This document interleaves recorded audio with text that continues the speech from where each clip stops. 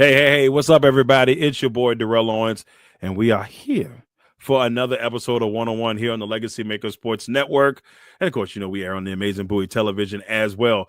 But with all that being said, we got a fun one today. We got a special guest coming to join us to give his mock draft, ladies and gentlemen. Our man, Cody Stewart, he's going to come in, great draft analysis, expert. He knows all the little details that you need to know and get yourself ready for the NFL draft next week. Can you believe it's next week? Well, I can't neither. Let's go ahead and get this party started. Episode 164 of 101 begins now.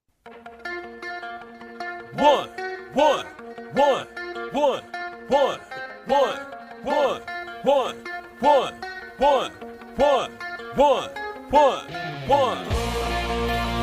Welcome to the one-on-one. When it comes to ratings, man, we number one. I get the truth, then I give them the scoop. If anybody got a question, I give them the proof. Welcome to the one-on-one. When it comes to ratings, man, we number one. I get the truth, then I give them the scoop. If anybody got a question, I give them the proof. Welcome to One-on-One at Legacy Maker Sports Network.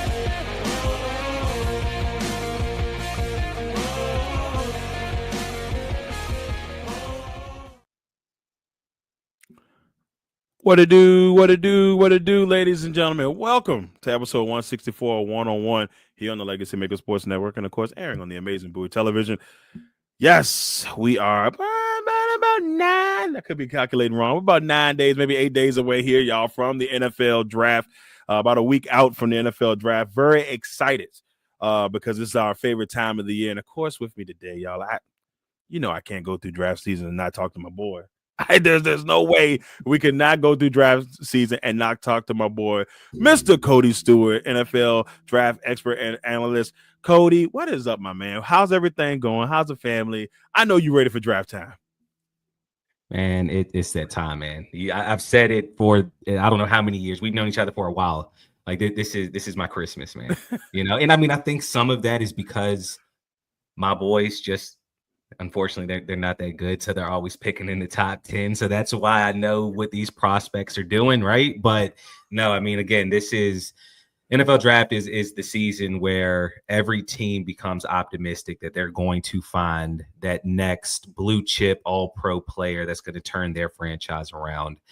A lot of optimism with these teams, man. A lot of optimism with these fans. I'm excited. I can't wait for next Thursday. Well, look, this is going to be I think it's going to be a fun draft. This draft is really have a lot of depth defensively. I think that's what a lot of people are excited about because if you're looking for those defensive pieces out there, they're going to be there. That's what makes this draft fun. But there's so many great players in this draft. I want to say maybe the greatest draft of all time, like prospect wise, but it's definitely going to be a solid one. Definitely going to get some players that are going to help your team potentially take that next step. Now, with this all kind of coming about here, Cody, this is the first time I think in years that we've actually right now every team is drafting in the first round. It hasn't happened in a while, if I'm not mistaken. I think I can't remember where I saw it at, but that's crazy because usually the Rams are not picking because they're giving they done gave away all their picks. The Texans for a while, the Texans said, you know what? We don't need draft picks. What do we need those for? So we saw a lot of that for a while, but this is the first time in a while that right as of now, without the trades, everybody is picking in the first round. So that's what makes this one probably a fun true to heart because everybody's actually got that first round pick. Now, y'all, hey, look, Cody's going to give you all the greatness here. We got his first round mock here on Legacy Maker Sports Network. Glad to have him on. Cody, I'm going to let you get the party started, sir. Your 1 through 8 picks, here they are. All right, yes, here we go. I mean, I think it's a no-brainer at 1. Tennessee Titans taking Cam Ward.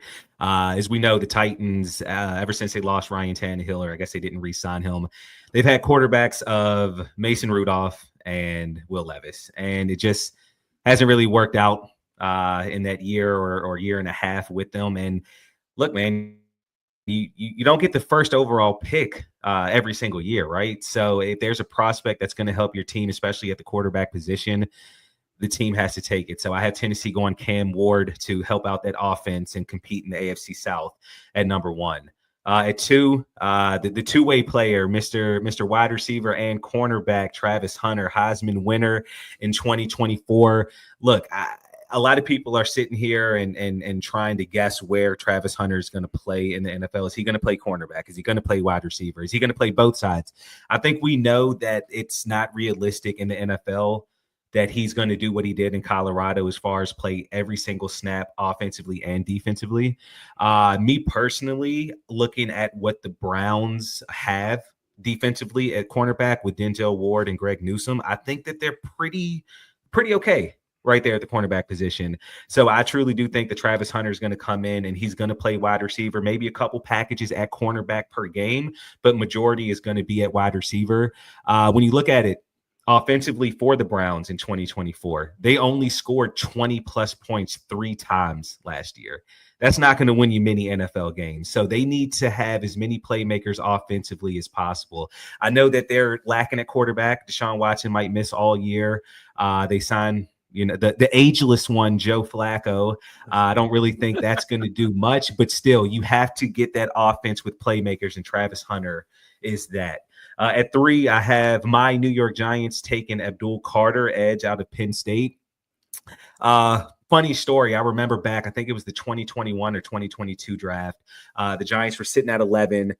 Philadelphia traded up right above them with Dallas to move to 10 to take Devontae Smith. Well, who was still on the board? Micah Parsons. The Giants ended up trading back with Chicago. Chicago moved up to take Justin Fields. Dallas took Micah Parsons at 12. Giants ended up with Kadarius Toney, who only lasted 2 seasons with them. Right. So I don't think the Giants make that same mistake again. You look at Abdul Carter, man, 6'3", 250, very fast. I believe he had about 12 sacks last year with 24 tackles for loss for Penn State last year. Just a wrecking machine. I think that, yes, the Giants do have Brian Burns. They do have Kayvon Thibodeau, but you can never have too many pass rushers on a defense. I think that they don't make the same mistake twice, and they do take Abdul Carter at 3.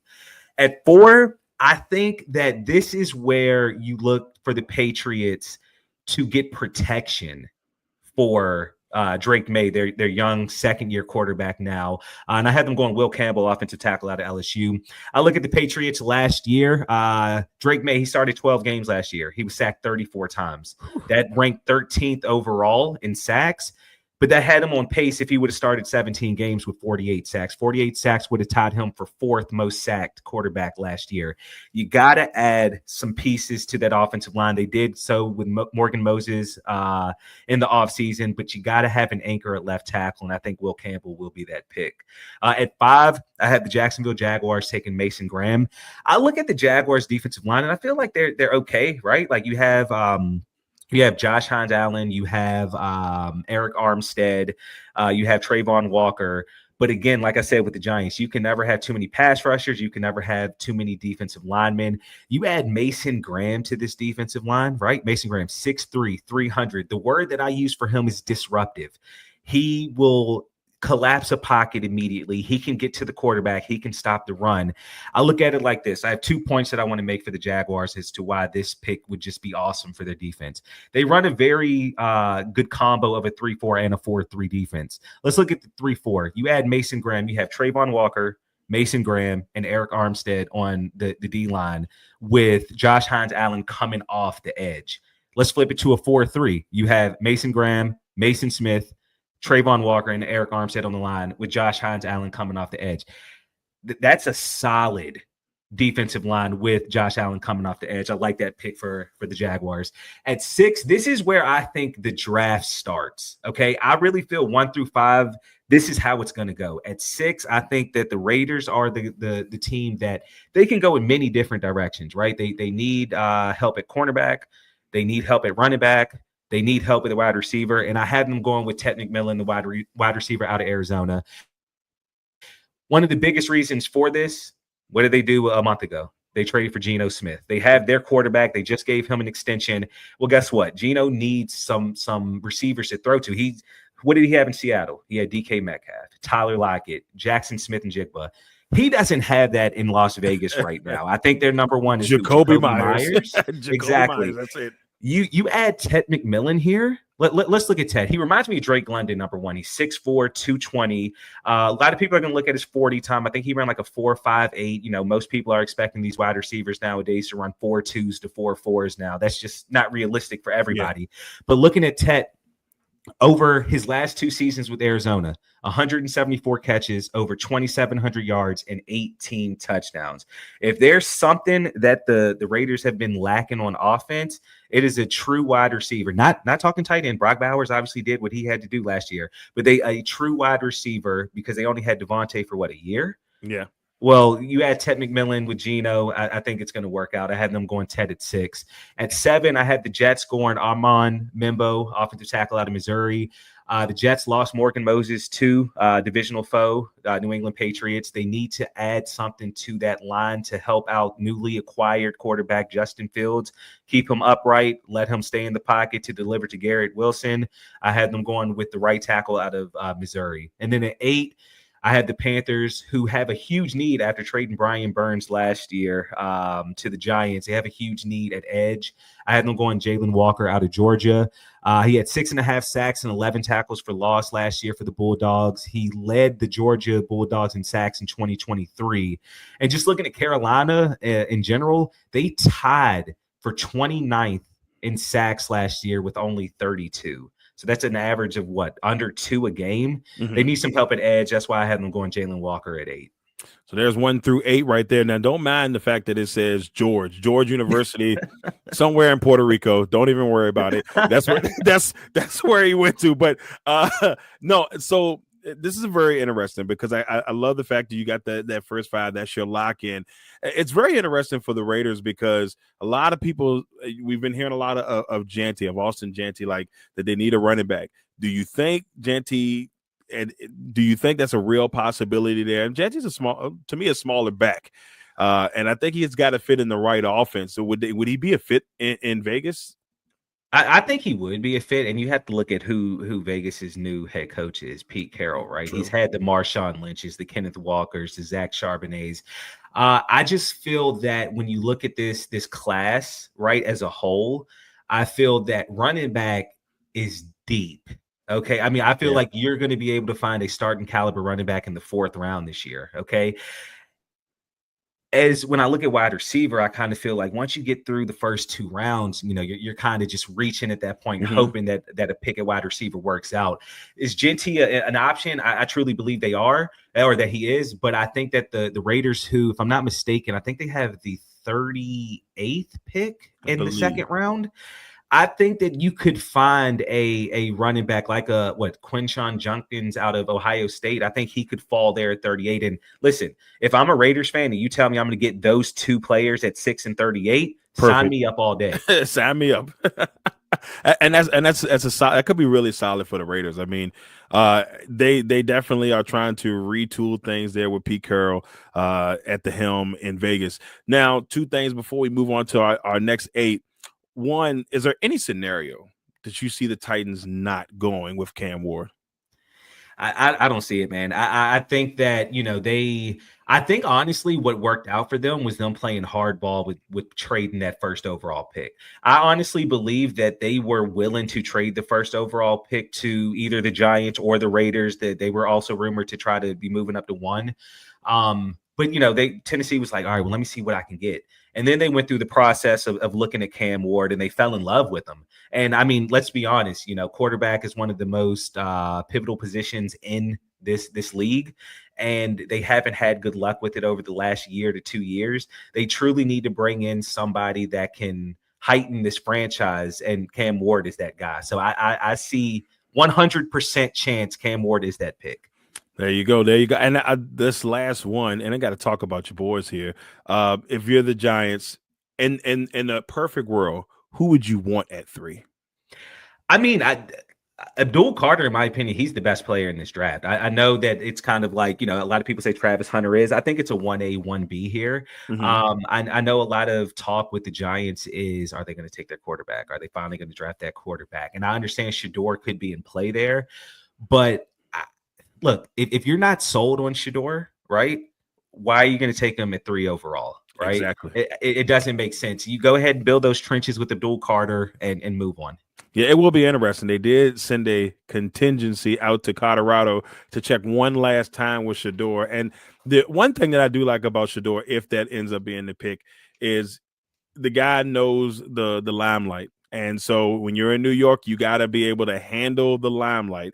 And it's a very tough city to play in. You can even ask Aaron Rodgers that. That's just something that's the truth. It's a really tough place to play. But hey, if it does happen, would we be shocked? Probably not. But Right. me personally, I don't know. I don't know if they make the move, especially with Archie potentially in the Williams next year. There you go. Look, they're trying to they're trying to continue a legacy there. All right, let's head to our next 8 picks here.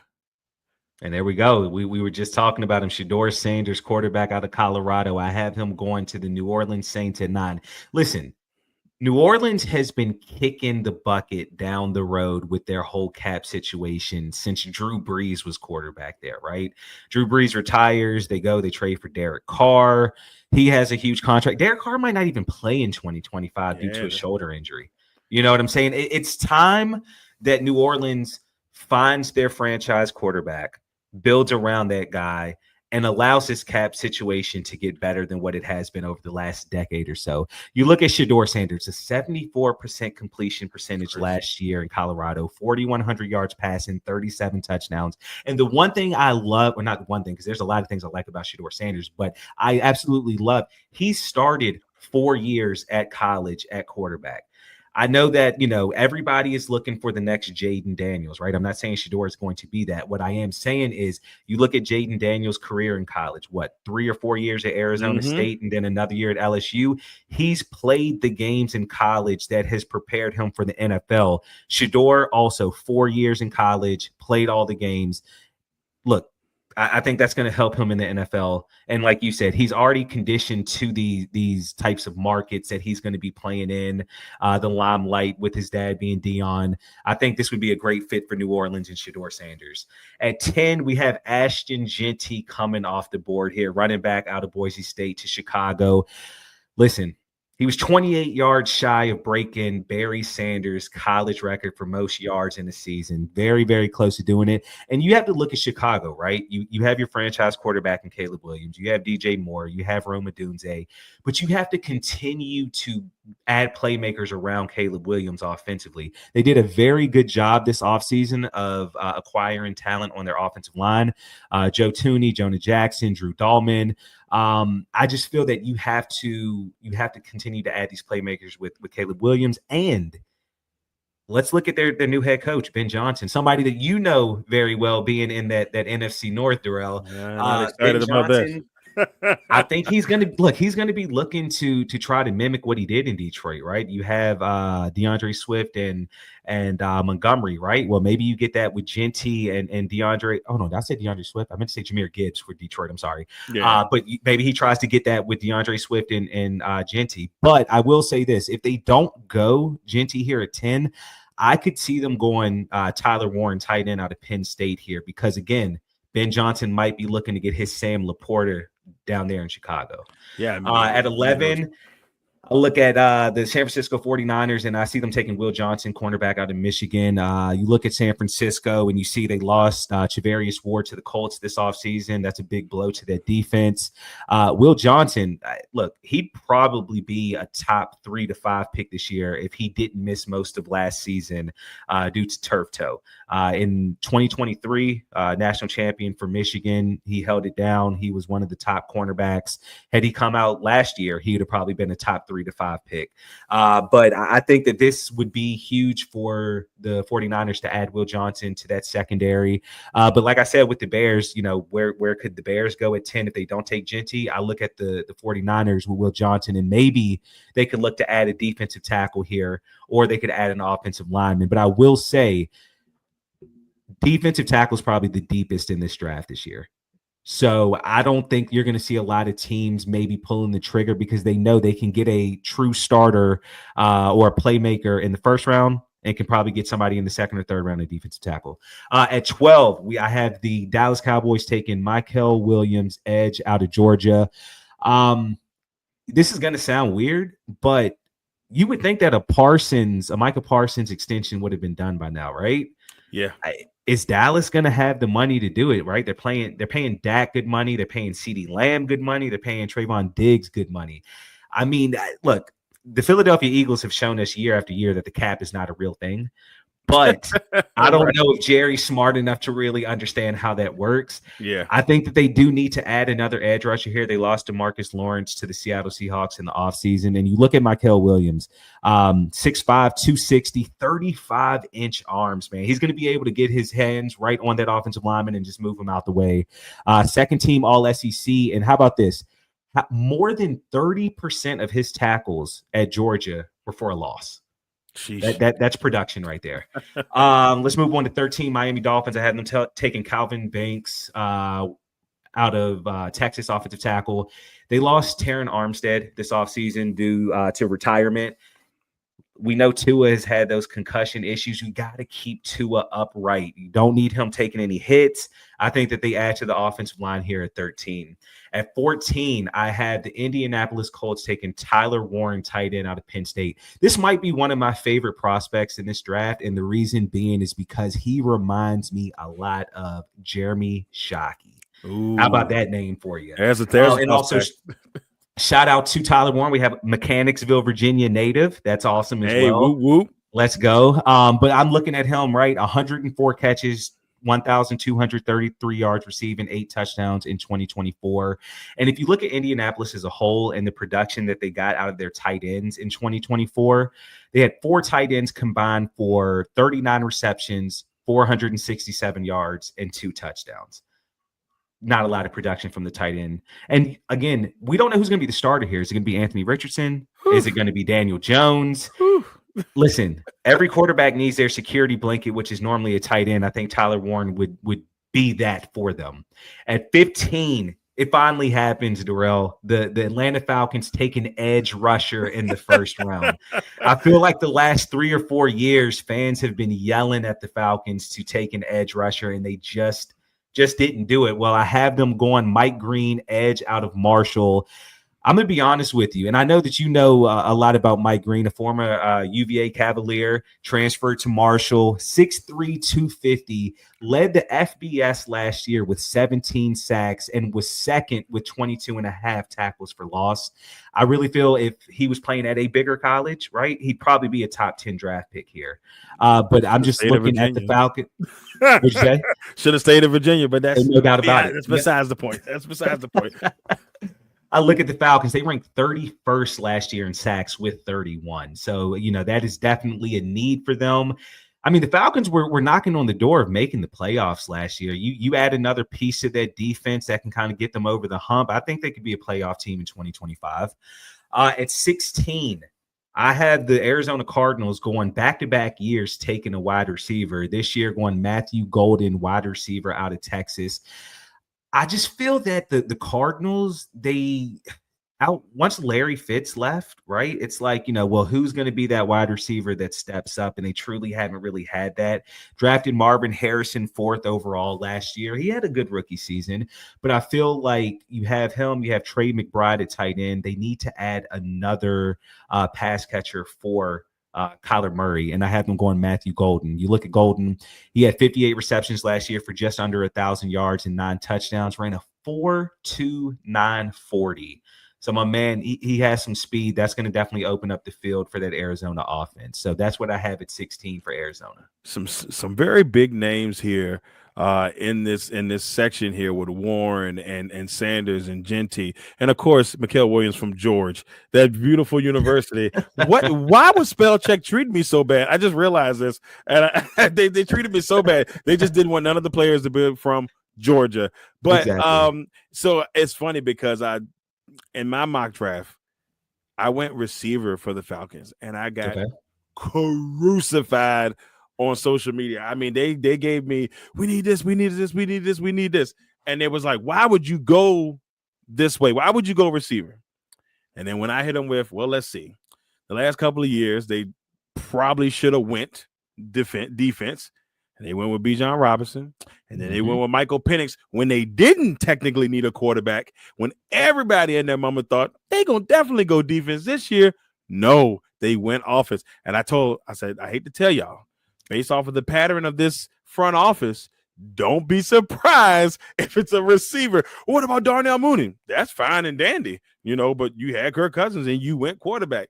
I don't want to hear none of that. That's why I said don't be surprised if they go receiver and just like, what are you doing here?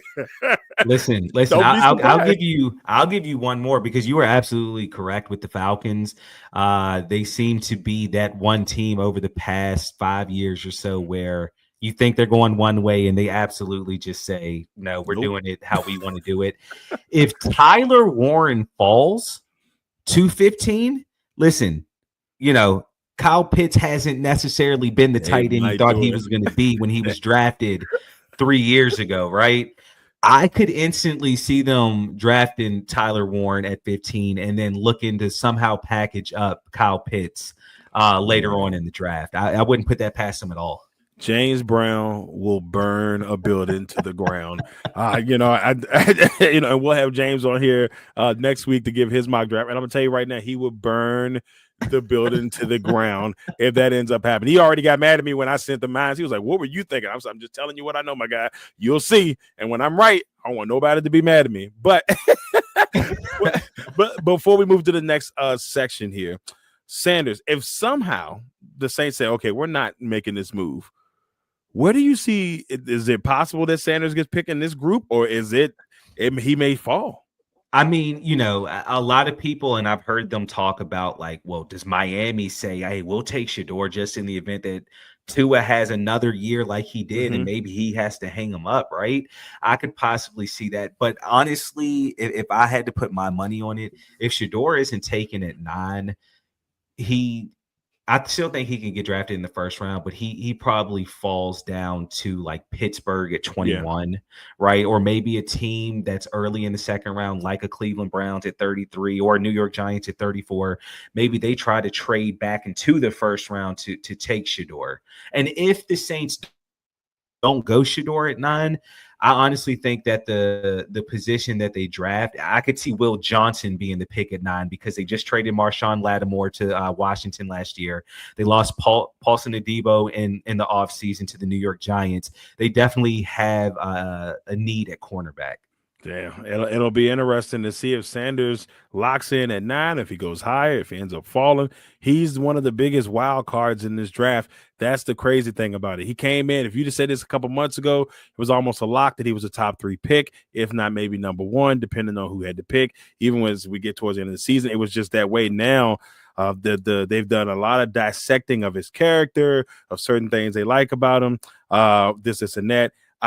One last, I probably don't know if I said one last thing, but what do you think about the retirement of the jerseys for him and Hunter in Colorado? Do you have any opinion on that? Because I'm like, great careers, but what did you win a national championship? I feel like, I don't know, man. I don't know. I can understand Hunter, right? Heisman winner. Yeah. Right. I can give, he's done something that few have done in regards to playing both sides of the ball and putting up production on both sides. Right. Mm-hmm. I can understand that. And that's no knock to Shedeur, but you were there for 2 years. I think you won 3 or 4 games in 2023, made a bowl game in 2024. Let me ask you this, because I don't know. And I was talking about this today earlier. Is Cordell Stewart's number retired at Colorado? I don't know, but if right now, if anybody's number is retired, it's got to be him and Michael Westbrook. That bingo. Them two alone, and I'll even throw my man Eric Bieniemy in there. Man, Bieniemy was a monster when he was there, so I'll let you have those two and be like, all right, cool. But I feel like you got to win, big time bowl games, one of those big 6, Now, statistically, phenomenal year, so I see it. But I just thought that it was a little bit, if you wanted to fuel more fire for people to dislike your son, you just did it when you did that. Now, Hunter, he's fine. Nobody say anything about it. They don't care about that. But his last name is not Sanders. So that's what makes it different. Let's head on to the next 8 here. All right, yes, at 17, the Cincinnati Bengals, I had them going. Derek Harmon, defensive tackle out of Oregon. Look, it's no secret, right? we look at what they did this offseason with re-signing Jamar Chase and re-signing T. Higgins.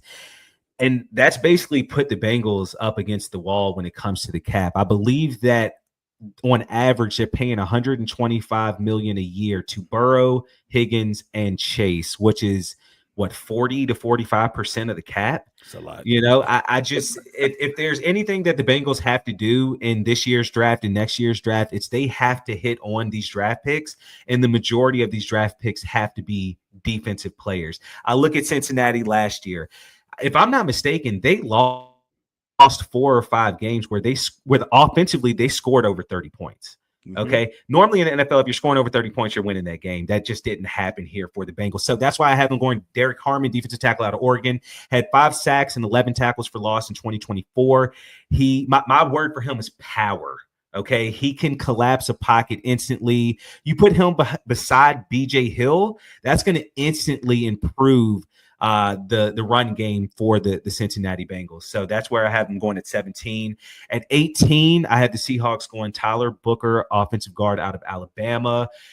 Look, they just signed Sam Darnold to a 3-year deal. That's going to be their franchise quarterback for the next 2 to 3 years. They're going to have to keep him upright. All right. I think that Geno was sacked quite a lot last year. If I'm not mistaken, Seattle gave up 54 sacks in 2024. That's not good. That's not good at all. So I had them going Tyler Booker, 6'5", 320 pounds, first team all SEC. He should do the trick there for Seattle. At 19, I had the Tampa Bay Buccaneers going Malachi Stark, safety out of Georgia. This is a true out of Georgia. Not Georgia out in Puerto Rico, but actually Georgia, ladies and gentlemen. Look, Malachi Starks, he is a true center fielder. Okay, this guy, he led Georgia with 77 tackles in 2024. You're going to be able to pair him up with Antoine Winfield Jr. That's going to be a great tandem there at safety in Tampa Bay. I also look at it, though, and some other needs that Tampa Bay has. I could see them going Jahdae Barron, the corner out of Texas, because they do need another corner opposite of Jamel Dean. So I could easily see them going there. But, I mean, again, if I had to put my money on Tampa Bay, they will be going secondary with their first pick in the first round. At 20, Amarian Hampton, running back out of North Carolina, going to the Denver Broncos. One of the craziest stats that I read, Bo Nix was only 84 yards shy of leading the Broncos in rushing last year. Okay. I mean, you know, Bo's not a Lamar Jackson or Jalen Hurts or whatever, right? Like he's not a guy that you're expecting to possibly lead your team in rushing. And he was right there. Denver lost Javonte Williams in free agency to Dallas. So there is a need there at running back. And like I said, with Caleb Williams, you know, you want to surround these young franchise quarterbacks with as much talent offensively as possible. And Amarian Hampton is definitely that guy. He had back-to-back 1,500-yard plus rushing seasons for UNC, and he also had 30 combined rushing touchdowns over his last 2 seasons with UNC. This dude is a bell cow. He will instantly help that offense in Denver. At 21, I had the Pittsburgh Steelers taking Jahdae Brown, cornerback out of Texas. Look, the Steelers are going to have to stop the likes of Joe Burrow and Lamar Jackson torching them each year, passing wise. And this would be a great compliment for Joey Porter Jr. as well. You know, you have Joey Porter on one side, Jahdae Brown on the other side. Barron had 5 interceptions in 2024. He played a total of 57 games for Texas. So he has that under his belt as far as playing time and understanding how to play the game. Looking at the Steelers, though, I could see them go defensive tackle here. But again, as I said earlier, this draft is loaded with defensive tackles. I think that they could find one. They don't have a second round pick this year because they traded that for DK Metcalf, but they could easily find a starter in round 3. At 22, I have the Jim Harbaugh effect here. Okay. The Los Angeles Chargers taking Colston Loveland, tight end out of Michigan, where Harbaugh used to coach. Look, man, the Chargers need a reliable passing threat outside of Lad McConkey. You know, we look at Quentin Johnston, right? He had a lot of cases of the drops last year. They really didn't have anybody that was consistent outside of Lad McConkey. You look at Colson Loveland, 6'6", 250. He reminds me of a raw Greg Olson. Okay, and let me tell you right now, if the Chargers can get any production like what Greg Olson did for the Bears and the Panthers, they'll be in a very good position. At 23, I have your Green Bay Packers taking Jahad Campbell, linebacker out of Alabama. Look, he has some potential to also get after the quarterback as far as pass rushing. I look at Green Bay, and I mean, correct me if I'm wrong, right? You could use some pass rushing ability, no? Most definitely. You know, so I truly feel like Jahad Campbell, he can be that kind of Swiss Army knife for y'all. You know, he not only can get after the quarterback, he can drop back in coverage and cover these tight ends or running backs if need be. So that's where I had Green Bay going at 23. And at 24, I had the Vikings taking safety Nick Amenwari, safety out of South Carolina. Look, this is another guy who reminds me of Malachi Starks, who I have going at 19. He's a center fielder. He can definitely help this already very good Vikings defense out even more. I know that you don't really like to hear that, Darrell, but not at all. Not at all. You know, I think that he can contribute right away for the Vikings. So I had them going with that safety out of South Carolina. Look, there's a lot of interesting picks within here. We know Denver definitely could use the running back position, especially with the way like you said, Bo Nix had to run the ball a lot last year, a lot of rushing touchdowns. I said the same thing about the Commanders at one point last year. It's like it's great that Jaden is running the ball and doing this, but they had to eventually pull away from that. You gotta protect your franchise guy, and if you can get a bell cow like Hampton, I saw him play against UVA this year. And he's everything and advertised, so he's going to be great there. Interesting here, the Seahawks move on for Geno, and now they got Sam Darnold at the QB. Do you think Sam Darnold will be able to, keep the magic going that he had in Minnesota last year? I mean, I'm not going to say it's easy, but it's easy to have some magic when you're throwing to Justin Jefferson. Touche. I mean, and listen, that's no knock at Jackson Smith-Njigba because he had his coming out party last year. He played very well last year for them. And let's not forget, Seattle did bring in Cooper Kupp this offseason as well. So if Kupp can rebound and be what he was in, what was it, that 2021, 2022 season for the Rams, hey, listen, this could be a nice duo for Seattle. And again, it wouldn't surprise me. I think Seattle is a perfect trade down contender right here. I think that you could see a team look to move up, use Seattle as the trade partner, because I feel Seattle might be looking to go wide receiver again here in the first round. And maybe they look for, a Luther Burton out of Missouri if they're able to drop down to maybe that 28 to 30 range with the team. But again, you need to protect your quarterback. I said 54 sacks last year they gave up. Tyler Booker was awesome at Alabama, and he should be able to help anchor that line and protect Sam Darnold. Well, I mean, look, they could definitely use the protection there. You want to keep Sam Darnold upright, and at times last year, Sam Darnold was looking absolutely amazing. Still kind of surprised Minnesota didn't keep him. I will say, this reminds me a lot of the year that they had Case Keenum, where Case Keenum had that ball-out year, makes it to the NFC Championship game, and instead of keeping that, that chemistry going, they got rid of it. So I'm wondering, will that be the same thing for the Vikings this upcoming season, where looks like they're going to go with J.J. McCarthy, no Aaron Rodgers? Please God, no. And so if they end up going that route, that's where that part will get interesting. With the Bengals, you see a team that now has the Trey Hendrickson situation is a little bit tough. So going defensive line here does help. I mean, it's not, quite Trey Hendrickson right off the bat, because, I mean, the man leads the league in sacks. But like you said, they paid so much money. They paid so much money to the other guys. Like, are they going to have enough money to pay Trey Hendrickson? And that part gets a little bit tough. Last thing before we move to our last 8 picks with the Steelers. The Steelers, obviously, as of now, they don't have a quarterback. Both of their quarterbacks from last year, One is on the Giants now. The other is in the Jets. So both of them just moved up the turnpike. Said we're gonna go hang out there. If Sanders is not there, and do you see a quarterback in this spot possibly, and who would that quarterback be? If there was a quarterback going here, I think it would be Jackson Dart out of Ole Miss. I don't know if I don't know if the Steelers would do that 2 times in a 4-year stretch, Yeah. right? You know, you took Kenny Pickett at around this pick a couple years ago, and it just did not work. I don't know if they do that. I mean, I understand they don't have a second-round pick this year, right? So it's like, well, they're not going to take a quarterback in the second round because they don't have that pick. And I know a lot of second-round quarterbacks being talked are, you know, Jalen Milroe, Jackson Dart. I forgot what the quarterback out of Louisville is. Ooh, don't give me the line.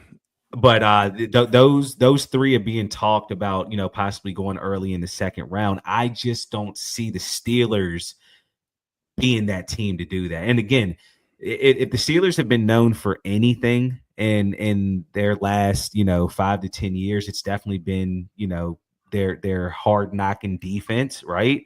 Why not just add to it and just hope that everything falls into place with signing Aaron Rodgers for them, right? Yeah, I mean that's what you can ask for there.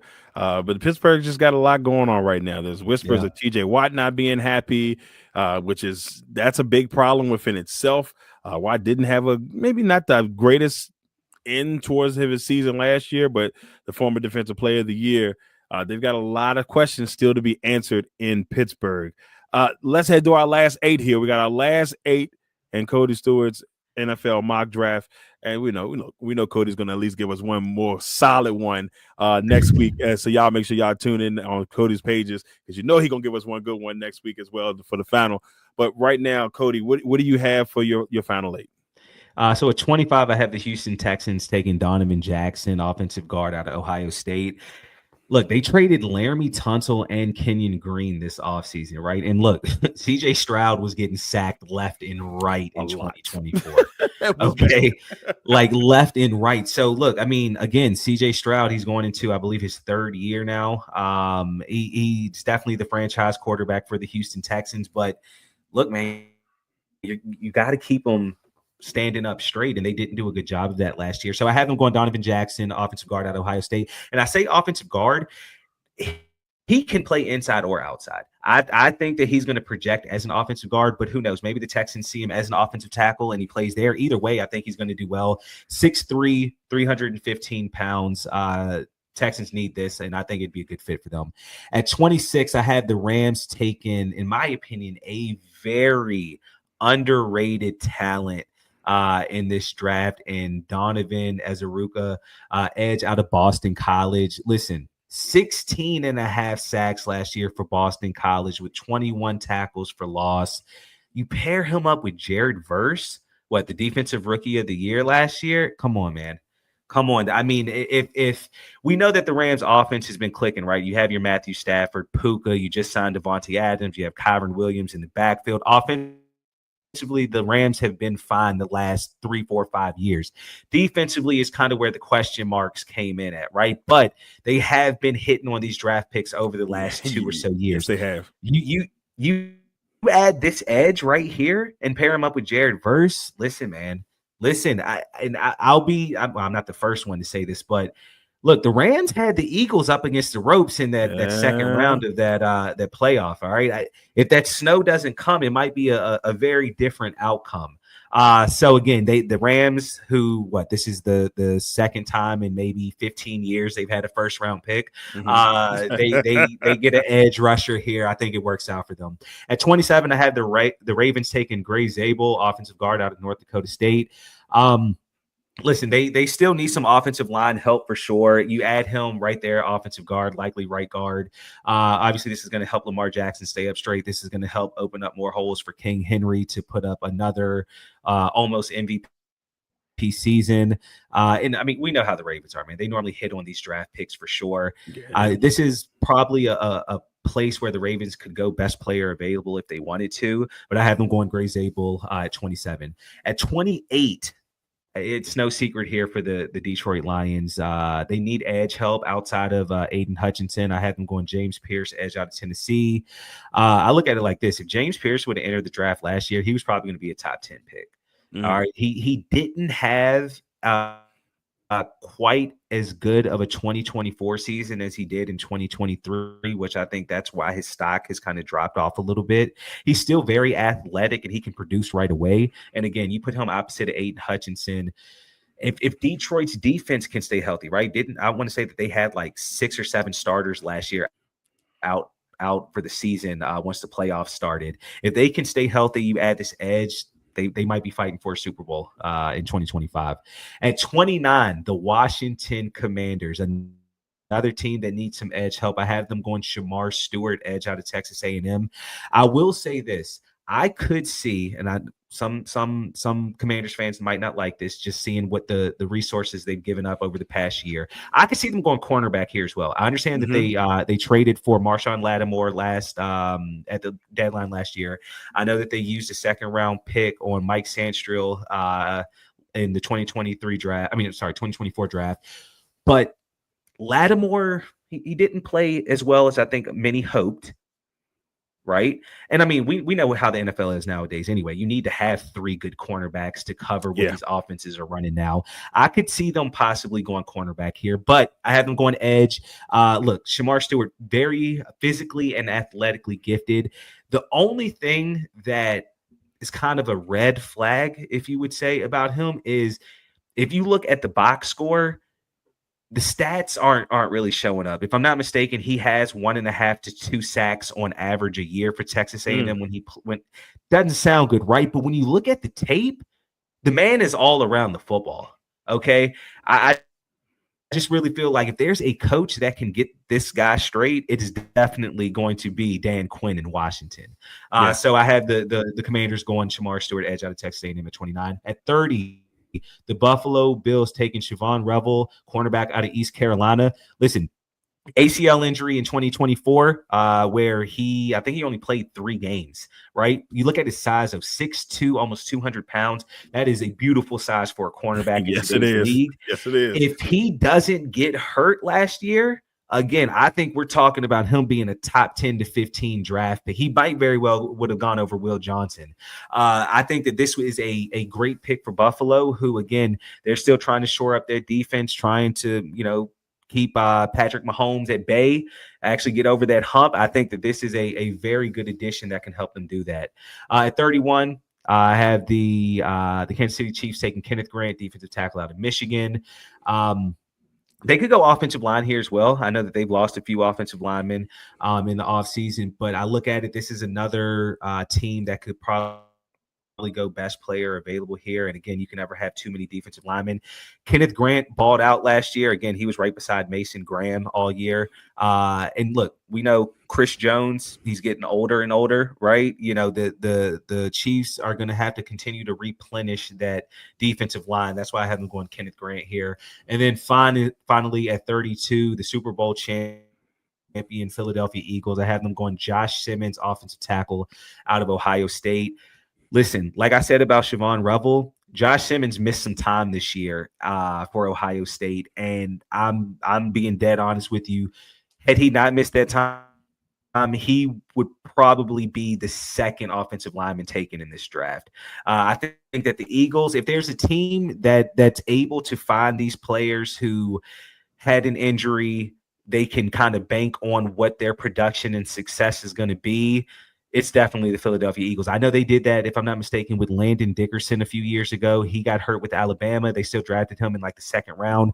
Now Dickerson is like an all-pro, basically. I think that the Eagles, they replenish that offensive line and they take Josh Simmons at 32. Yeah, there it is. There it is. Cody Stewart's full 32 here in this first round. There's a couple of interesting picks in here for me. As Aruka, am I saying that correctly or destroying it? Okay.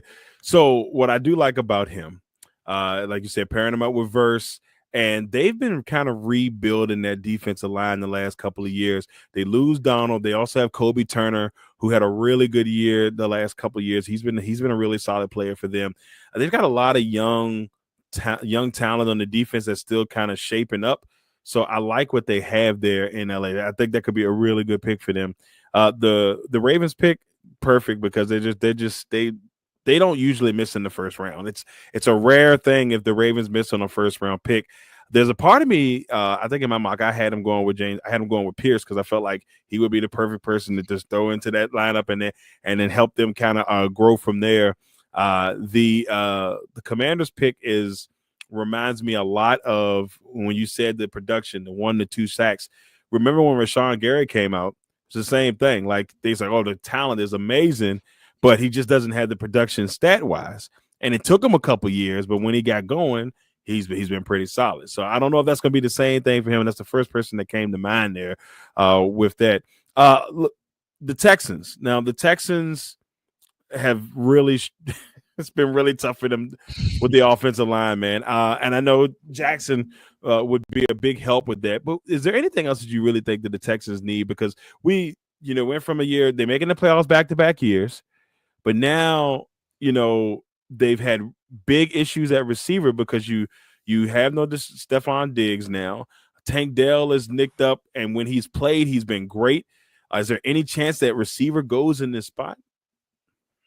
No, I could see that. I truly could. I mean, now I think what a lot of people are forgetting though is the Texans did make, and I mean, I'm not saying that this is an all-world trade that they made, but they did bring in Christian Kirk. Oh, there you go. In the offseason with that trade with the Jaguars. But I mean, again, yeah, you look at it, right? Like you have Nico Collins, that's your wide receiver one. You no longer have Stephon Diggs. You add in Christian Kirk, sure, but yeah, Tank Dell, he might miss all year this year as well. I could definitely see that. And then, I mean, again, I brought it up with, I forgot what the team was we were talking about in the last 8 picks, but I mentioned like a Luther Burden, right? I think it was for Seattle. Yeah, Seattle. Yeah. I could see a Luther Burden there. I could see the wide receiver from Ohio State, Emeka Ibuka. I could see the Texans going there, but I truly think, you got rid of 2 offensive starters on the offensive line. Yeah, you definitely. There's no way that they're not going offensive line early on. They have to. They almost have to, right? Like it's just like you can't lose that all pro and just be like, oh, we're gonna be all right. No, you kind of need to go make that happen. Last one before we finish up here. Out of these eight, which one do you think have the biggest potential to be a superstar in the league here in the next, or big time player in the league here in the next maybe year or so, or even this year coming up? Yeah, no, it's the Rams pick with Donovan Esaruka. I really think that he balled out at Boston College, man. And I know Boston College, right? ACC was down this year. You look at this, if he had that production at a Michigan or Alabama or whatever, I mean, he's probably a top 5 pick, right? Easily. Now, obviously playing tougher competition, so maybe the production isn't quite what it was at Boston College, but still, I think that this is a guy who, like he's going to be able to show everybody, it's like, yeah, I went to Boston College. I understand that I wasn't playing in the SEC or the Big Ten, but I'm still able to produce at the NFL level. I think that he's going to be very good. There it is, ladies and gentlemen. One last time here, we'll swing through the picks just to let you kind of see what we had here for Cody's draft. Cody's got Cam Ward at the 1 spot, Travis Hunter going 2, Abdullah Carter going 3 to the Giants, Will Campbell, out of LSU, making his way to go help protect Drake May. We got Mason Graham there at 5 to the Jaguars. T-Mac, as they like to call him affectionately on a lot of broadcasts, because believe me, I went to go study that name, and I was like, okay, T-Mac it is. So T-Mac McMillan, at 6. Then you got Mbu sitting at 7, Walker at 8. Then heading to your 9 through 16, you got Sanders, which is the biggest wild card in this draft. Where will he go? I think a lot of people are just kind of wondering where he will be at the end of day one. We'll know by probably this time next week. We got Genty going to the Bears, Will Johnson going to the 49ers, Mikael Williams out of George University, that beautiful university in Puerto Rico. Calvin Banks, Tyler Warren, Calvin Banks Kelvin Banks to the Dolphins, Tyler Warren to the Colts, Mike Green heading to the Falcons, finally giving the Falcons what they needed, edge rusher. Matthew Golden at Texas, their receiver, to try to give Kyler Murray a weapon out there. Then you're heading to the bottom half. You got Derek Harmon going on that defensive line, trying to pair him up with B.J. Hill, see how things go there. Tyler Booker to go help protect the newly minted Sam Darnold at QB in Seattle. Malachi Starks. Is it Malachi? Is it Malachi? Malika? I could be destroying that. Malachi. It is Malachi. Okay, yeah, you know. I got something I'll say about that after the air. Stars actually from Georgia, the safety, Amarion Hampton, touch. North Carolina running back there going to Denver. Denver usually, I know when we were growing up, Denver used to just find running backs. Didn't matter who it was. Yep. They at least 1 or 2 good years out of a running back in that air somewhere. And Jade Barron, not Brown. This is James Brown's cousin. I don't know why he's up there.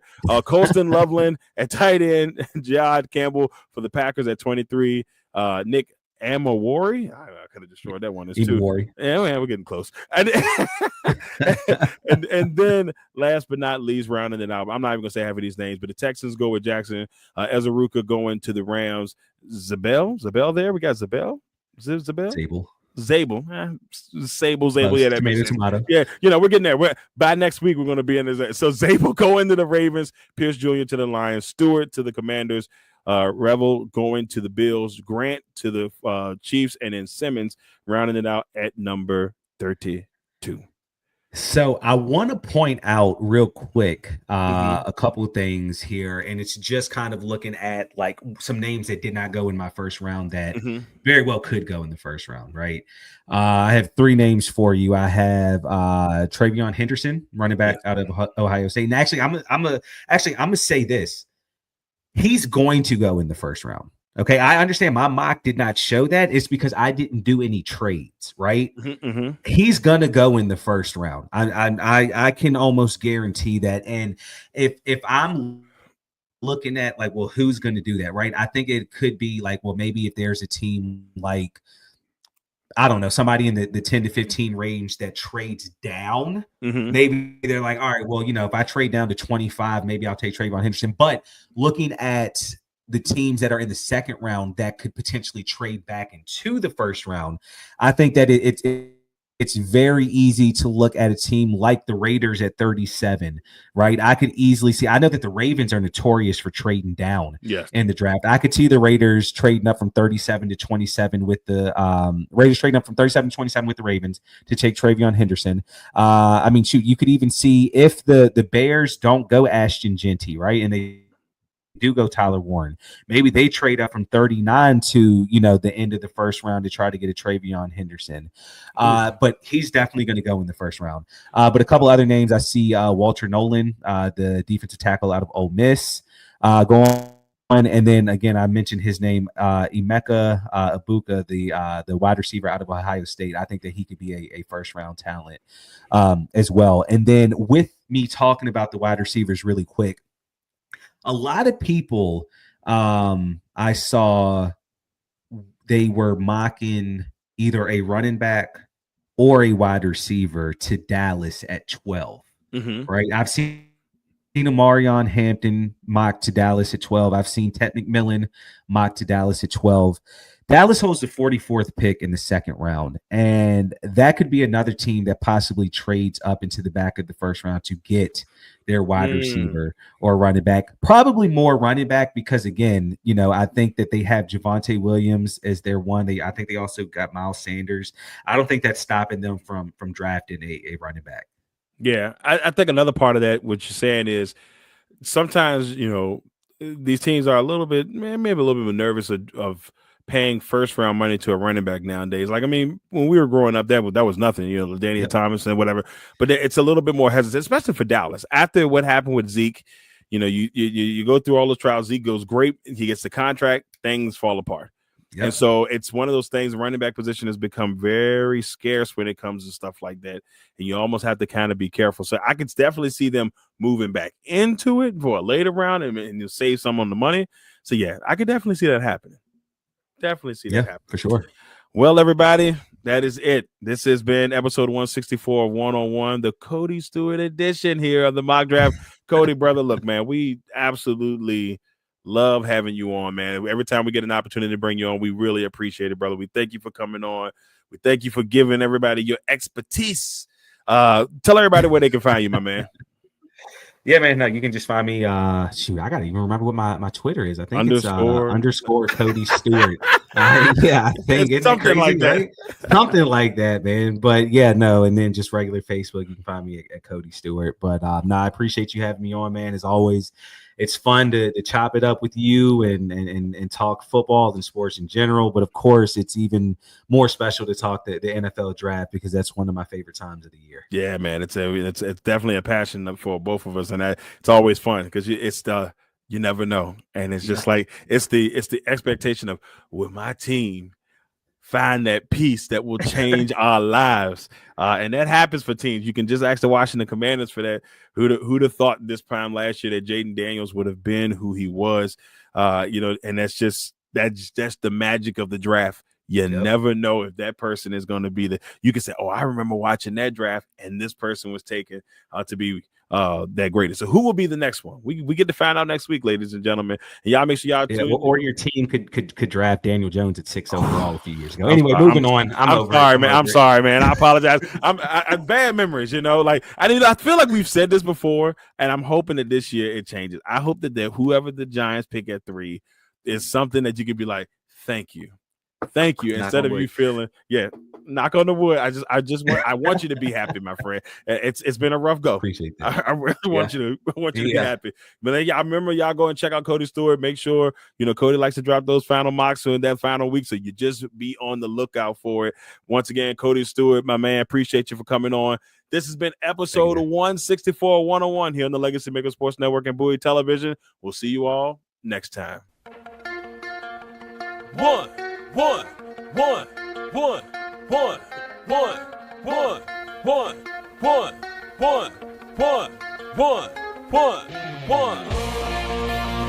Welcome to the 101. When it comes to ratings, man, we number one. I get the truth, then I give them the scoop. If anybody got